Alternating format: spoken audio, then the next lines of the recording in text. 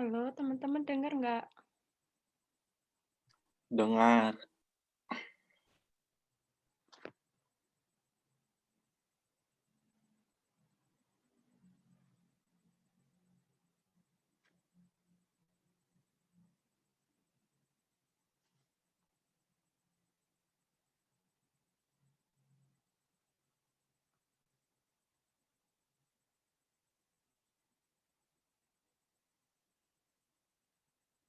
Dimulai ya, guys.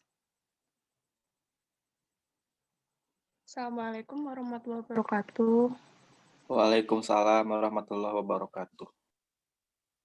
Dari kelompok 5 mau mempresentasikan tentang 3 jurnal kita yang temanya itu Trade versus Economic Growth.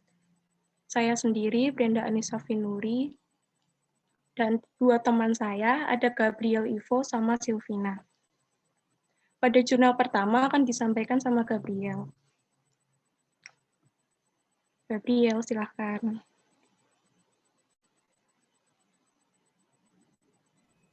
Baik, untuk jurnal yang pertama itu dengan judul Impact of International Trade on Economic Growth in Bangladesh atau dampak perdagangan internasional terhadap pertumbuhan ekonomi di Bangladesh oleh MD Hasnain Ahmad.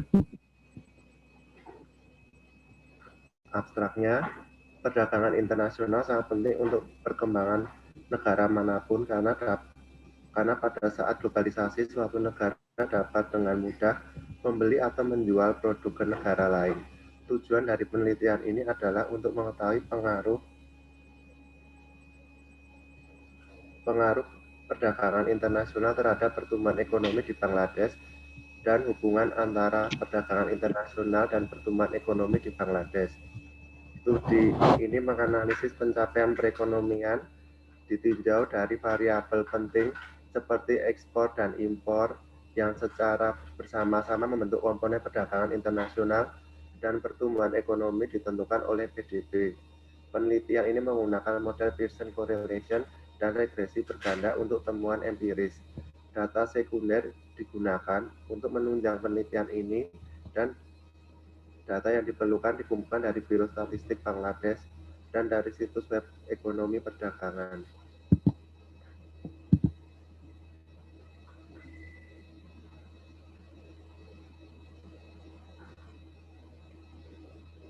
Pendahuluannya, perdagangan internasional memainkan peranan penting dalam pertumbuhan ekonomi suatu negara dan dalam ekonomi modern, baik perdagangan internasional maupun pertumbuhan ekonomi adalah konsep yang paling populer. Istilah perdagangan internasional digunakan untuk menunjukkan pembelian dan penjualan barang dan jasa antar negara untuk memenuhi kebutuhan dari penduduknya. Perdagangan internasional memungkinkan negara-negara untuk menjual barang dan jasa yang diproduksi di dalam negeri ke negara lain. Pertumbuhan ekonomi membantu meningkatkan pendapatan real per kapita dari suatu populasi negara yang lain dipertahankan dalam jangka waktu yang lama.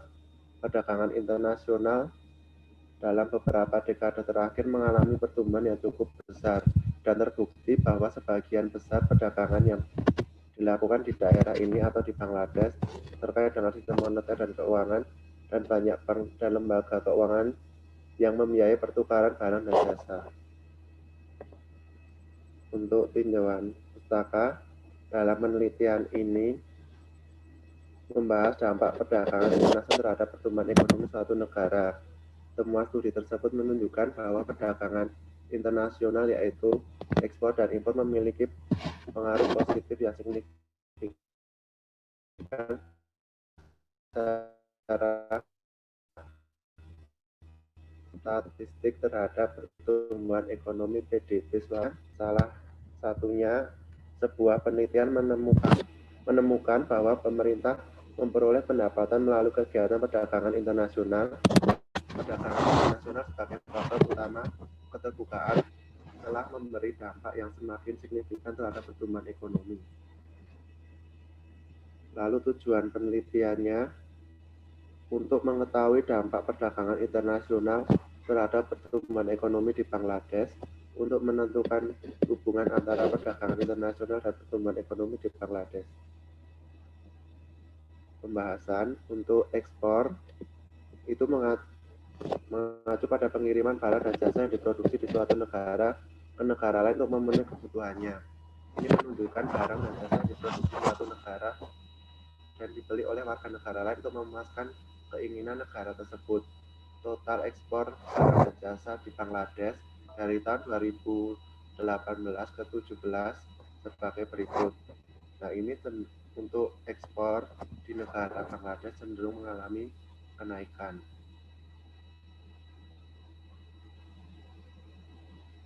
Untuk impor, yaitu mengacu pada pembelian barang atau jasa negara lain untuk memenuhi kebutuhan masyarakatnya. Ini menunjukkan barang dan jasa yang diproduksi di luar negeri dan dibeli oleh warga negara asal untuk memenuhi keinginan mereka. Total impor barang dan jasa oleh Bangladesh dari tahun 2008 sampai 2017 sebagai berikut, dan impor di Bangladesh mengalami fluktuasi. Untuk dari PDB sendiri itu merupakan ukuran moneter dari nilai pasar semua barang dan jasa yang diproduksi di suatu negara dalam periode waktu tertentu. Saat ini PDB diangkat sebagai indikator statistik paling kuat di dunia untuk pertumbuhan ekonomi nasional suatu negara. Tingkat pertumbuhan PDB dan PDB Bangladesh dari tahun 2008 sampai 2017 cenderung mengalami kenaikan.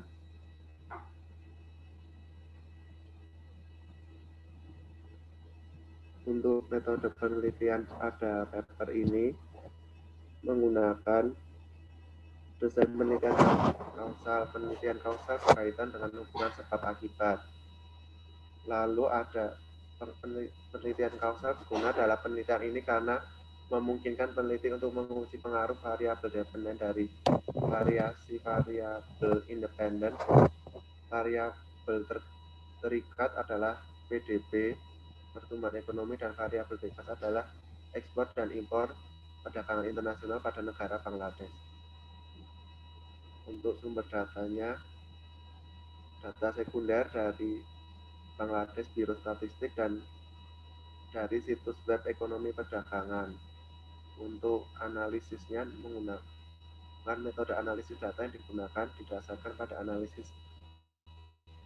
korelasi Pearson dan model regresi berganda.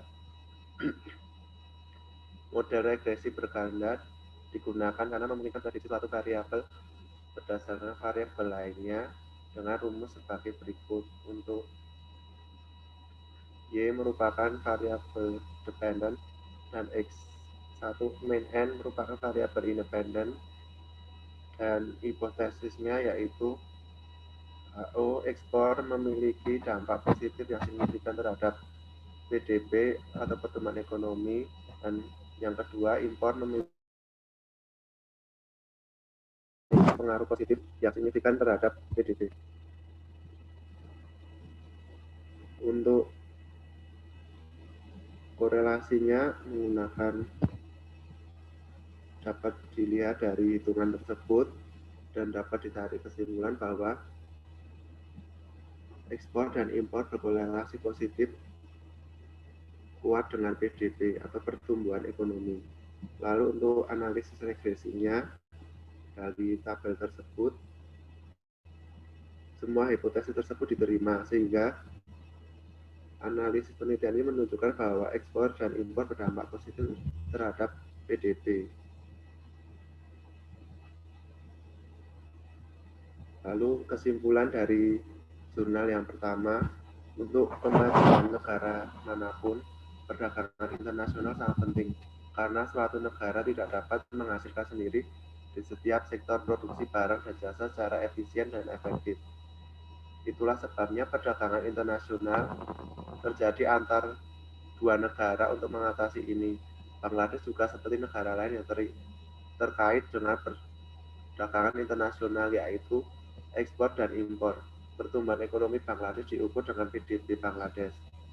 Perdagangan internasional, ekspor dan impor memiliki pengaruh yang signifikan. pertumbuhan ekonomi PDB di Bangladesh dan perdagangan internasional berkorelasi positif dengan pertumbuhan ekonomi PDB di Bangladesh. Untuk pembangunan di Bangladesh, pemerintah harus merumuskan kebijakan fiskal dan moneter yang memimpin ekspor untuk meningkatkan ekspornya serta laju pertumbuhan PDB. Oleh karena itu, dengan bukti dan analisis empiris, penelitian ini mencoba mengungkap keseluruhan dampak perdagangan internasional, ekspor dan impor terhadap pertumbuhan ekonomi Bangladesh. Untuk jurnal yang kedua disampaikan oleh Silvina, silakan. Cek, suaraku kedengeran ya? Kedengeran tuh. Oke, jurnal yang kedua itu judulnya Openness and Economic Growth, Can We Estimate the Precise Effect, atau keterbukaan perdagangan dan pertumbuhan ekonomi, bisakah kita memperkirakan efek yang tepat? Penulisnya itu oleh Georgios Karas dari University of Illinois, sumbernya itu dari ResearchGate. Next.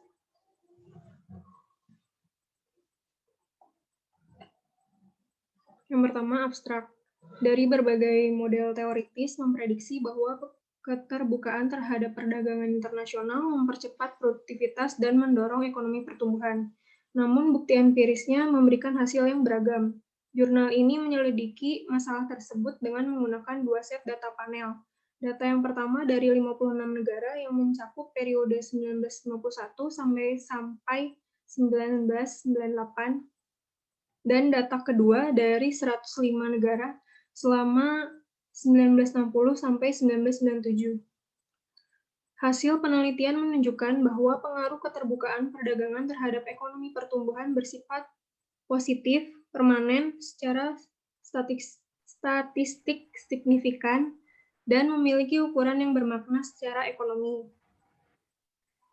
Pengaruh ini kuat pada kedua set data yang digunakan dan sejumlah metode estimasi Lakeland yang berbeda.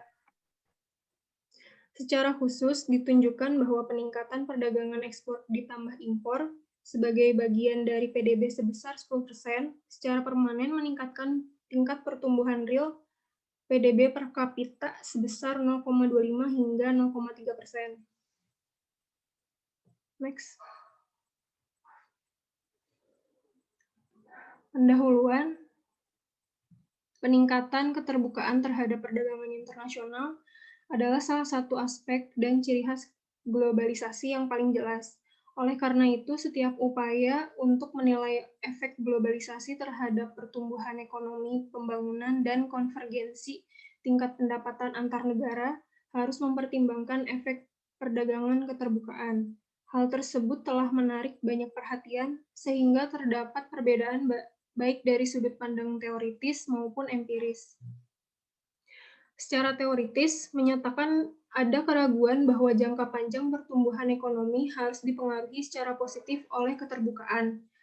Kebanyakan model teoritis menghasilkan hubungan ini melalui transfer teknologi dan inovasi yang difasilitasi oleh keterbukaan dan perdagangan.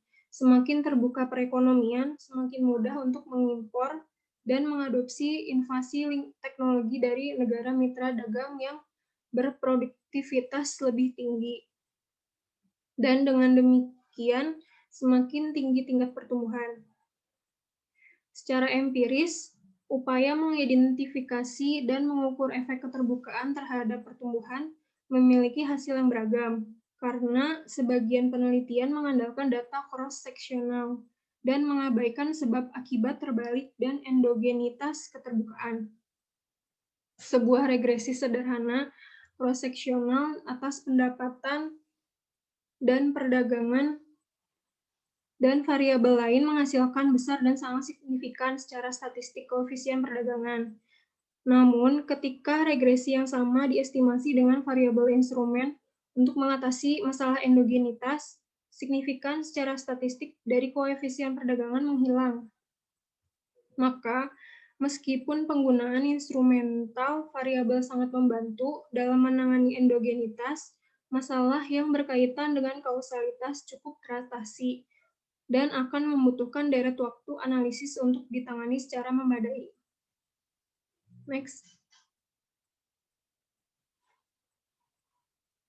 Tujuan dari penelitian ini yaitu jurnal ini adalah untuk memberikan kontribusi pada pertanyaan dari sisi empiris dengan menggunakan data tahunan dari periode pasca perang untuk total 105 negara maju dan berkembang. Untuk metode analisis datanya, dalam penelitian ini metode yang digunakan yaitu analisis regresi data panel. Data panel adalah data gabungan dari data cross-section dan data time series. Model estimasi regresi yang digunakan yaitu pendekatan fixed effect. Pendekatan fixed effect sendiri menggunakan asumsi bahwa intercept dari setiap individu adalah berbeda, sedangkan individu antar individu tetap sama. Teknik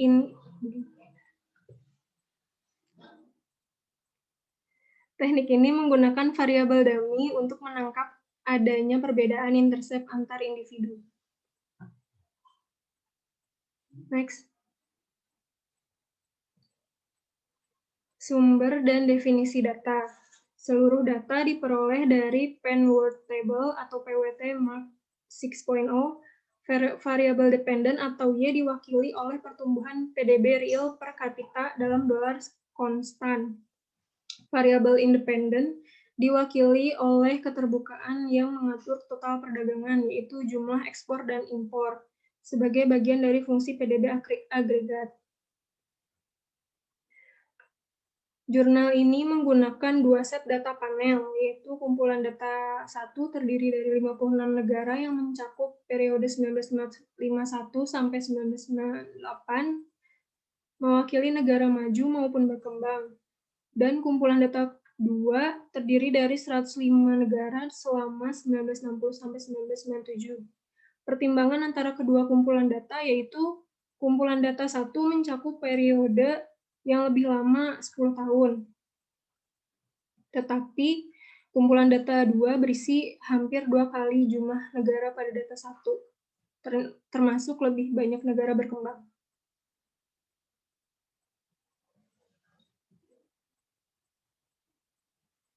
Ini lampiran data set 1 dan data set 2. Next.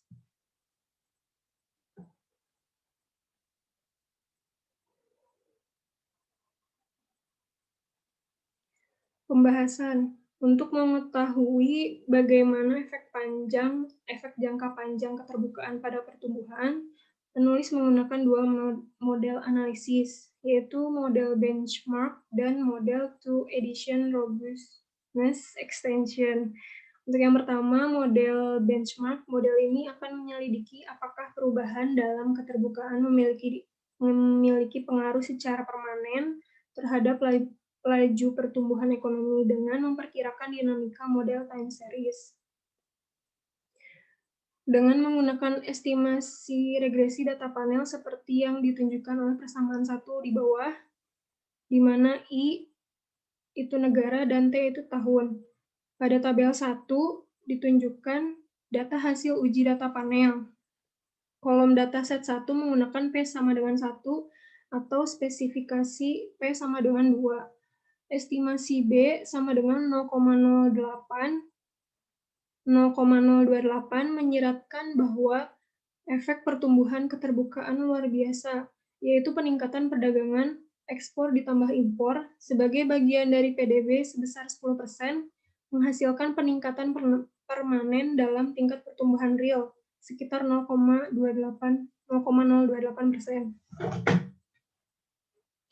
Begitu pula dengan dataset 2 menggunakan spesifikasi 1 sama dengan P sama dengan 1, perkiraan B-nya 0,028. Maka secara keseluruhan, tabel 1 menunjukkan bahwa pengaruh keterbukaan perdagangan terhadap pertumbuhan ekonomi bersifat positif, permanen, signifikan secara statistik, dan memiliki ukuran yang bermakna secara ekonomi. Selain itu, efeknya terbukti kuat di dua dataset yang digunakan. Next.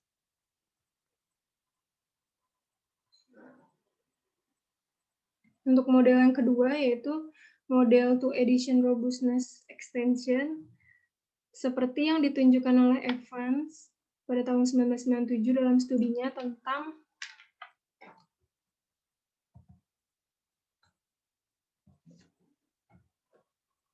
konsumsi pemerintah dan pertumbuhan jangka panjang, estimasi yang konsisten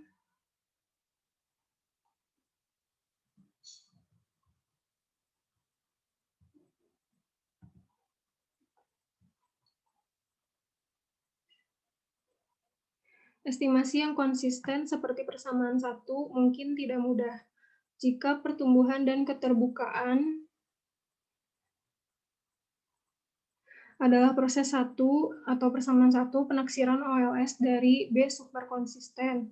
Tetapi inferensi berdasarkan kesalahan standar OLS umumnya tidak valid.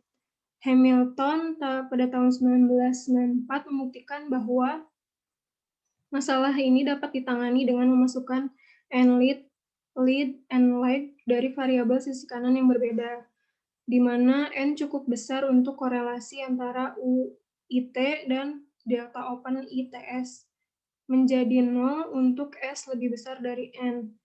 Mengikuti prosedur koreksi Hamilton, model selanjutnya diestimasi sebagai berikut. Dari persamaan 3 itu.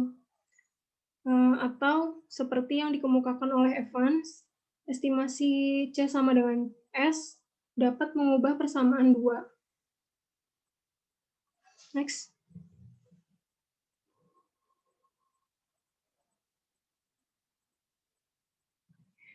Di mana Z secara asimptotik secara setara dengan E. Oleh karena itu, estimasi persamaan 3 dengan OLS menggunakan koreksi heteroskedastisitas dengan uji White akan menghasilkan perkiraan yang konsisten dari B dan perkiraan yang konsisten dari kesalahan standar dan statistik T. Hasil dari estimasi model persamaan 2 dan 3 untuk kedua set data dilaporkan dalam tabel 2. Hasil tabel 2 menegaskan bahwa terdapat hubungan yang positif, cukup besar, permanen, dan signifikan secara statistik antara keterbukaan perdagangan dan pertumbuhan ekonomi. Dengan menggunakan B sama dengan 0,03, yang berarti bahwa peningkatan keterbukaan perdagangan sebagai persentase dari PDB sebesar 10% menghasilkan peningkatan permanen dalam tingkat pertumbuhan sekitar 0,3%.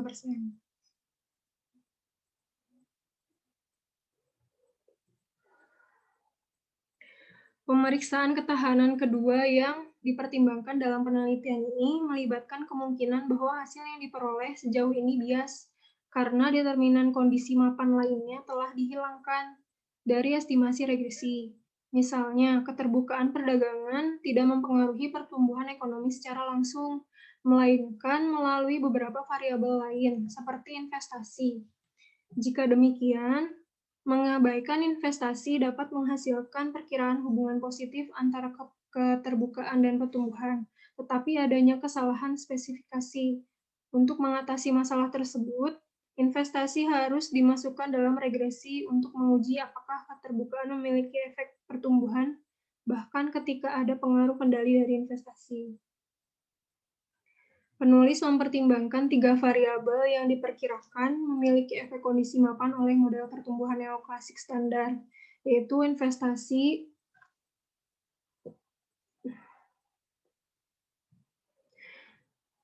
rasio investasi terhadap PDB, yang kedua POP atau tingkat pertumbuhan populasi, dan GOV, rasio belanja pemerintah terhadap PDB.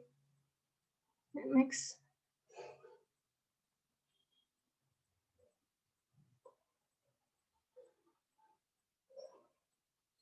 Tabel 3 hanya menyajikan spesifikasi model persamaan 4 yang menggunakan penyesuaian dan menyertakan fix efek negara I dan waktu T. Panel atas menjelaskan kumpulan data 1, sedangkan kumpulan data 2 digunakan untuk panel bawah. Hasil ini berlaku untuk kedua set data. Yang pertama,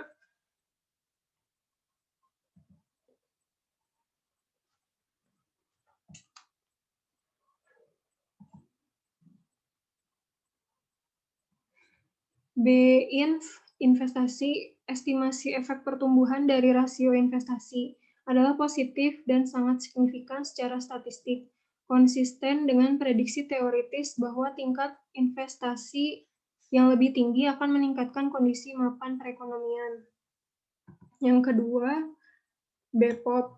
Estimasi koefisien POP adalah tingkat signifikan dataset 1 dan negatif signifikan secara statistik untuk dataset 2.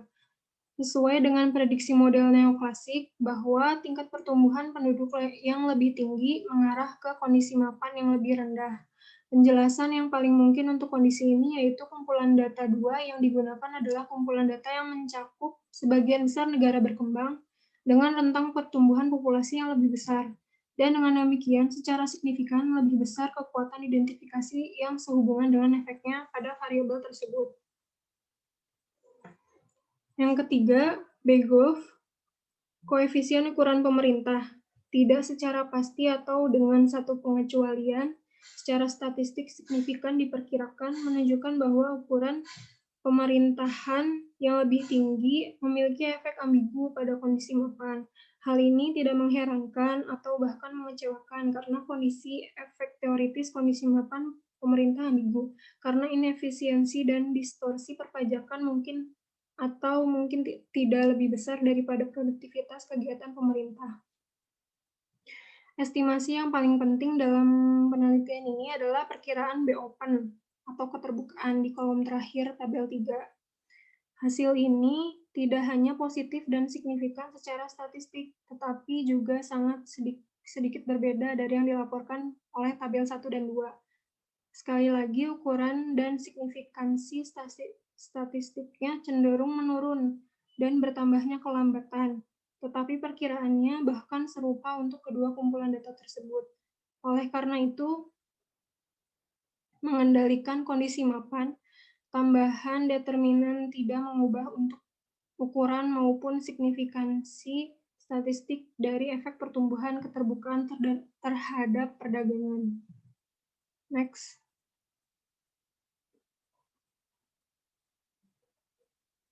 Diskusi dan kesimpulannya itu, yang pertama, kesimpulan dari jurnal ini mengkaji pengaruh keterbukaan perdagangan internasional terhadap pertumbuhan ekonomi. Sementara sejumlah model ekonomi teoritis memprediksi bahwa keterbukaan mendorong pertumbuhan dan ekonomi konvergensi, banyak bukti empirisnya yang sebagian besar didasarkan pada data cross-section, tidak meyakinkan. Hubungan antara keterbukaan yang didefinisikan sebagai total perdagangan, yaitu jumlah ekspor dan impor, sebagai sebagai bagian dari PDB, dan pertumbuhan di sini menggunakan data tahunan, data 1 untuk 56 negara, dan data 2 pada periode tersebut untuk sampel 105 negara. Temuan menunjukkan bahwa pengaruh keterbukaan terhadap pertumbuhan ekonomi adalah positif, permanen, dan tidak hanya secara statistik signifikan, tetapi juga substansial secara ekonomi, yaitu meningkatkan perdagangan sebagai bagian dari PDB sebesar 10% secara permanen, meningkatkan pertumbuhan tingkat real PDB per kapita sebesar sekitar 0,25 hingga 0,3%. Misal, jika total perdagangan India rata-rata dinaikkan dari 13% menjadi 25% dari PDB, tingkat pertumbuhan rata-rata akan meningkat dari 2,7% menjadi sekitar 3%. Implikasi kebijakan nasional atau global. Yang pertama, kebijakan yang memfasilitasi perdagangan antar negara juga harus meningkatkan tingkat pertumbuhan.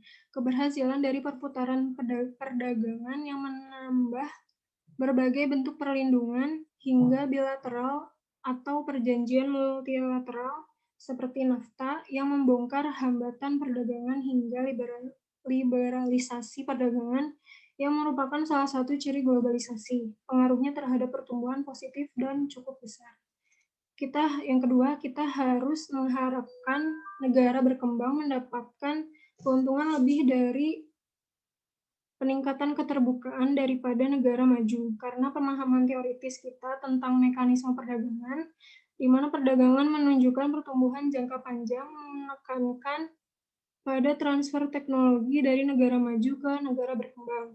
Artinya, selain mempercepat pertumbuhan, peningkatan keterbukaan terhadap perdagangan juga akan berdampak menguntungkan bagi distribusi pendapatan dunia. Selanjutnya akan dijelaskan oleh Brenda. Di jurnal ketiga, judulnya Production Possibility Frontier and its Relation to Other Costs. Jadi ini jurnalnya itu membahas tentang PPF yang hubungannya dengan biaya yang lain. Di abstrak, PPF atau kurva kemungkinan produksi adalah kurva yang menunjukkan berbagai kombinasi himpunan dua barang yang dapat diproduksi dengan sumber daya dan teknologi yang diberikan, di mana sumber daya yang diberikan digunakan secara penuh dan efisien per satuan waktu. Satu barang hanya dapat diproduksi dengan mengalihkan sumber daya dari barang lain, dan dengan demikian dapat memproduksi lebih sedikit barang. Trade-off ini biasanya dipertimbangkan untuk suatu perekonomian, tetapi juga berlaku untuk setiap individu, rumah tangga, dan organisasi ekonomi. Lanjut.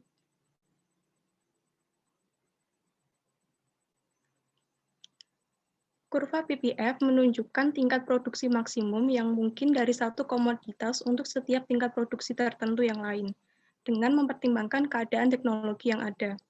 Titik di perbatasan menunjukkan penggunaan yang efisien dari input yang tersedia.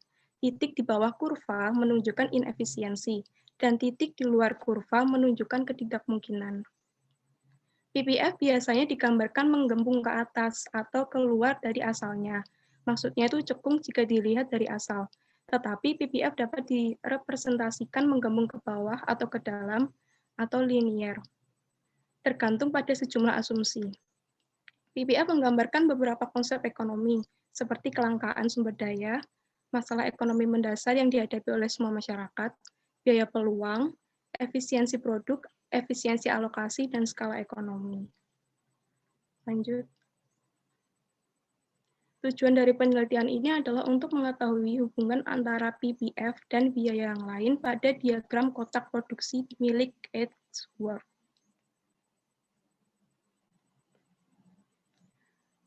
Metode penelitiannya menggunakan metode penelitian deskriptif dengan diagram kotak produksi Edgeworth, yaitu suatu diagram untuk mempelajari equilibrium ekonomi produksi. Maksudnya, dua barang dan dua faktor produksi dilakukan dengan cara mengangkat secara bersama dua diagram isokuan untuk dua barang dalam satu diagram.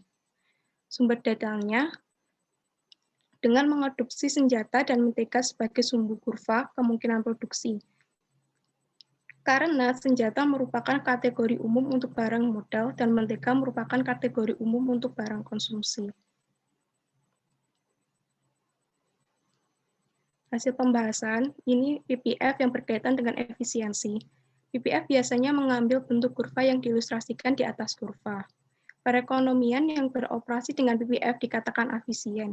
Artinya tidak mungkin memproduksi lebih dari satu barang tanpa mengurangi produksi barang yang lainnya. Sebaliknya, jika perekonomian beroperasi di bawah kurva, ia dikatakan beroperasi secara tidak efisien, seperti pada titik A, karena dapat mengalokasikan kembali sumber daya untuk menghasilkan lebih banyak barang atau beberapa sumber daya seperti tenaga kerja atau modal yang menganggur dan dapat digunakan sepenuhnya untuk memproduksi. Setiap titik yang terletak pada kurva kemungkinan produksi atau di sebelah kanan dikatakan sebagai titik yang dapat dicapai. Maksudnya dapat diproduksi dengan sumber daya yang tersedia di saat ini. Itu antara titik B, D, dan C. Titik yang terletak di sebelah kanan kurva kemungkinan produksi dikatakan tidak dapat dicapai karena tidak dapat diproduksi dengan menggunakan sumber daya yang tersedia saat ini. Titik yang terletak tepat di sebelah kiri kurva dikatakan tidak efisien, seperti titik A, karena sumber daya yang ada akan diproduksi setidaknya lebih dari satu barang tanpa mengorbankan barang yang lain. Titik efisien sendiri adalah titik yang terletak pada kurva kemungkinan produksi. Dan titik X ini merupakan titik ketidakmungkinan. Lanjut. Yang kedua, kaitannya dengan biaya peluang. Dalam konteks PPF, biaya peluang secara langsung berkaitan dengan bentuk kurva. Jika bentuk kurva PPF adalah garis lurus, biaya peluang tetap karena produksi berbagai barang berubah. Namun, biaya peluang biasanya akan bervariasi tergantung pada titik awal dan akhirnya. Pada diagram sebelah kanan, menghasilkan 10 bungkus mentega. Pada titik produksi mentega yang rendah, menyebabkan hilangnya 5 senjata. Jadi kalau kita memproduksi 10 mentega lagi, maka kita akan mengorbankan 5 senjata, minus 5. Di titik C, ekonomi sudah mendekati output mentega maksimumnya. Untuk menghasilkan 10 mentega lagi, 50 senjata harus dikorbankan, seperti pergerakan C ke D. Jadi kalau tambah 10 lagi, kalau tambah 50 lagi, maka kalau tambah 10 mentega lagi, maka kita harus mengorbankan 50 senjata lagi. Rasio keuntungan terhadap kerugian ditentukan oleh tingkat transformasi marginal. Lanjut. Yang ketiga, hubungannya dengan tingkat transformasi marginal. Kemiringan PPF pada suatu titik tertentu disebut laju transformasi marginal atau MRT. Kemiringan menentukan tingkat di mana produksi satu barang dapat dialihkan ke dalam produksi barang yang lain. Bentuk PPF biasanya digambarkan cekung ke asalnya untuk mewakili peningkatan biaya peluang dengan meningkatkan output suatu barang. Jadi, MRT bertambah dalam ukuran absolut ketika seseorang bergerak dari kiri atas ke kanan bawah. Tingkat transformasi marginal dapat dinyatakan dalam salah satu komoditas. Biaya peluang marginal senjata dalam istilah mentega hanyalah kebalikan dari biaya peluang marginal mentega dalam istilah senjata. Jika kemiringan absolut di titik BB pada diagram sama dengan 2, untuk menghasilkan satu bungkus mentega lagi, maka 2 senjata harus dikorbankan.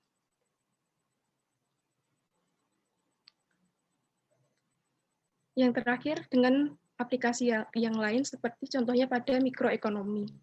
PPF menunjukkan pilihan yang terbuka untuk individu, rumah tangga, atau perusahaan di dunia. Menurut definisi, setiap titik pada kurva efisien secara produktif, tetapi mengingat sifat permintaan pasar, equilibrium bagi perusahaan akan menjadi kombinasi output pada PPF yang paling menguntungkan. Dari perspektif ekonomi makro, PPF menggambarkan kemungkinan produksi yang tersedia bagi suatu negara selama periode tertentu, dikategorikan output yang luas. Ini secara tradisional digunakan untuk menunjukkan pergerakan antara konsumsi pada sumbu Y, yaitu investasi pada sumbu X, versus investasi pada sumbu X. Lanjut. Kesimpulannya, PPF menggambarkan semua kemungkinan output maksimum untuk dua barang, mengingat satu input terdiri dari sumber daya dan faktor lainnya.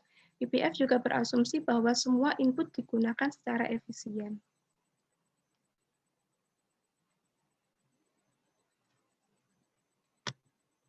Demikian presentasi dari kelompok 5. Kalau ada pertanyaan boleh ditanyakan. Aku mau nanya dong. Iya, Gum. Untuk kelompok kalian, adakah hal baru yang kalian dapatkan yang berguna untuk nanti paper kalian selanjutnya gitu?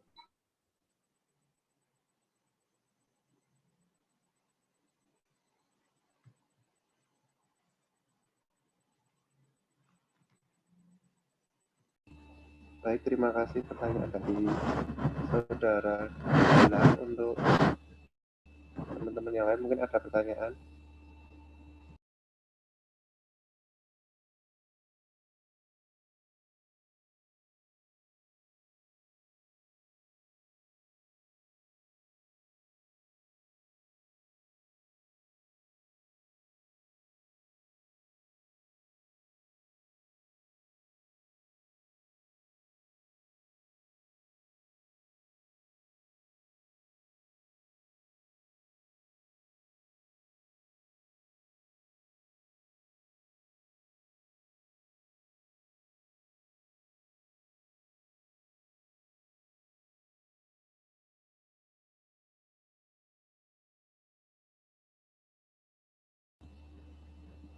Baik, untuk pertanyaan saudara bilang langsung.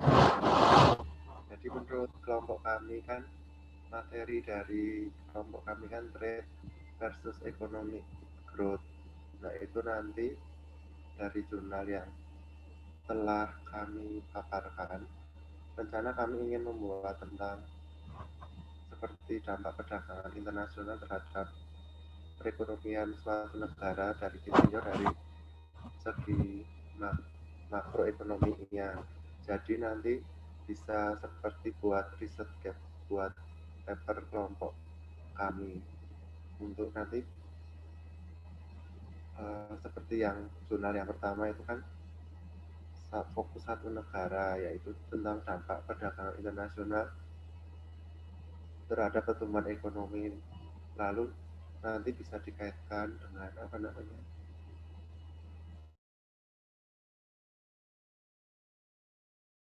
dikaitkan dengan tadi tempatnya si Brenda tentang batas apa produksi BBM tadi, seperti itu. Mungkin jawaban dari kelompok kami seperti itu. Mungkin saudara Gilang mau menanggapi atau bagaimana?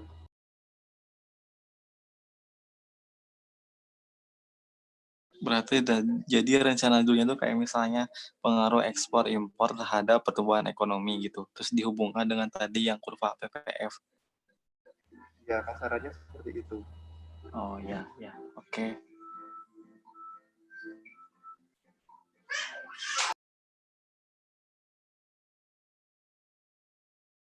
Mungkin Terima ada yang kasih. ya, mungkin ada yang bertanya lagi mengenai materi atau bagaimana?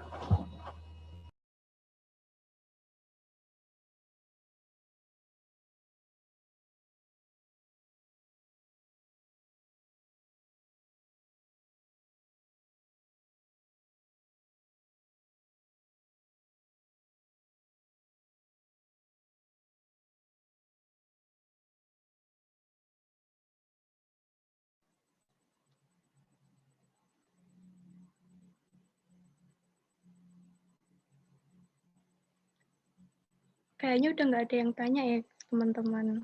Soalnya waktunya terbatas. Kalau udah nggak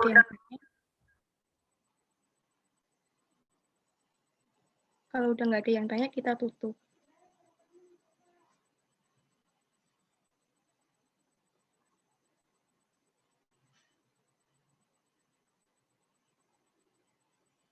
Nggak ada ya. Terima kasih buat perhatiannya. Maaf kalau ada kelebihan dan kekurangan. Maaf kalau agak molor juga. Wassalamualaikum warahmatullahi wabarakatuh. Waalaikumsalam. Waalaikumsalam. Terima kasih. Terima kasih. Waalaikumsalam.